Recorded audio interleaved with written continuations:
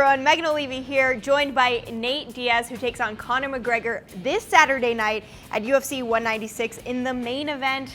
Nate, this has been a crazy 2 weeks for you. Yeah, it's crazy. Popped up on me quick. How did you get the news that you were possibly fighting Conor, and then how did you find out you were fighting Conor? I'm always finding out that I'm possibly fighting Conor. You know, they call me. Every time something happens, they know it's a big fight, the biggest fight they can make. So I didn't sweat it too hardcore, and they said it was a go, so it's a go.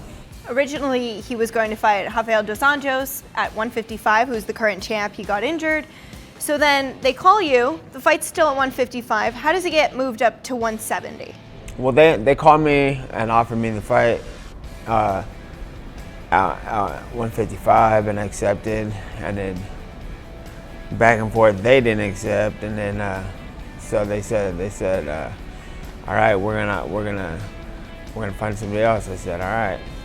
And then they called back the next day because nothing else was going to happen. So when they called back, I said, well, nothing's changed. I'm not making weight. It was never that I couldn't make 155. I said I wasn't. It's 2 weeks notice. They want me to fight. It's going to be at 170. I'm still lightweight. I'm still fighting 155 pounds. Same way. I'm not some big old 215-pound person.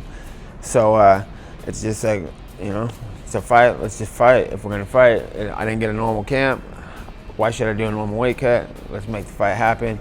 And if you guys want it, then that's your guys' call. And so they said, all right, let's do it.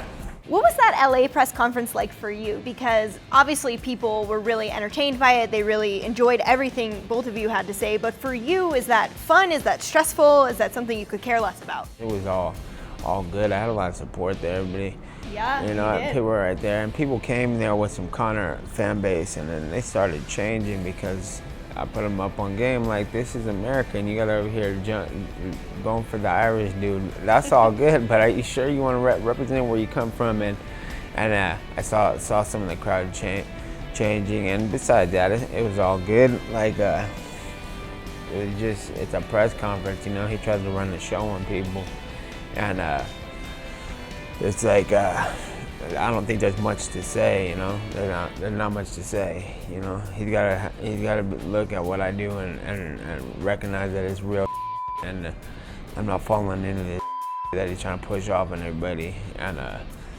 get all caught up in this like I'm the show because I'm the show. You know what I'm saying? Where were you at in terms of training when they did call you? I always train. I always train to fight. You know, sometimes I'm training harder when I'm not fighting, and just because I don't have too many hobbies. All I do is train. I've been sparring besides on a lot of high level boxing. My jiu-jitsu credential is pretty good because of the people I train with. If I ain't got nothing to do, I'll be at the gym, and there's really not a lot to do. So the fight came up, and it's time to go. It's time to go. You mentioned your jiu-jitsu. We know you're a black belt. Do you feel like there's going to be a point in this fight where you can take it to the canvas to showcase those skills you have? Yeah, it's a whole fight. You know, the fight might end up on the ground. Most likely it will. And if not, you know, I try to prepare for everything. And yeah, I come from a really strong lineage of jiu-jitsu. I come from Cesar Gracie jiu-jitsu, Half Gracie jiu-jitsu. We competed with our teams my whole jiu-jitsu career. I did a lot of jiu-jitsu competition, won multiple open weight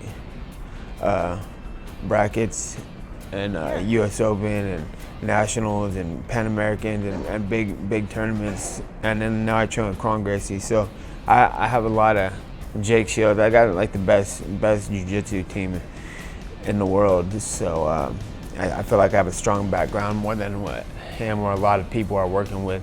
You obviously feel comfortable no matter where it's going to go. Let's talk about the matchup on the feet. You actually have the height and reach advantage, which will be new for Conor. He doesn't usually face anyone in that featherweight division that has any height on him or any reach on him.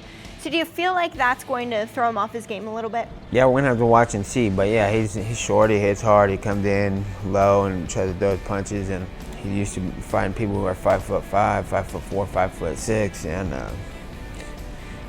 all the guys I'm fighting are his height. So we're gonna have to get in there and see. I think we're dealing with a different opponent, different ball game, different different world now, so we'll see what happens. Do you feel like that Diaz style of coming forward and constantly throwing punches, constantly pressuring the opponent is going to get you the victory? I think a lot of things will give me the victory, so we'll see what happens. You know, I've been in a lot of big fights and big things. Obviously not this big. It's a high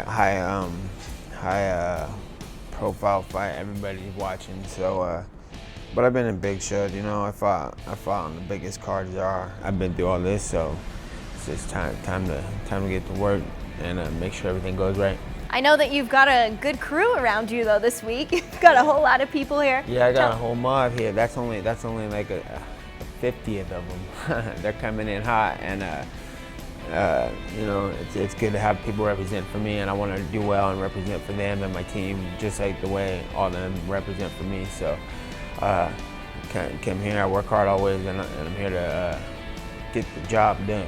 Excellent. Well, best of luck to you, Nate. We are so looking forward to this fight. I personally can't wait for the press conference. This is going to be a really fun one. Good luck on Saturday. Thank you.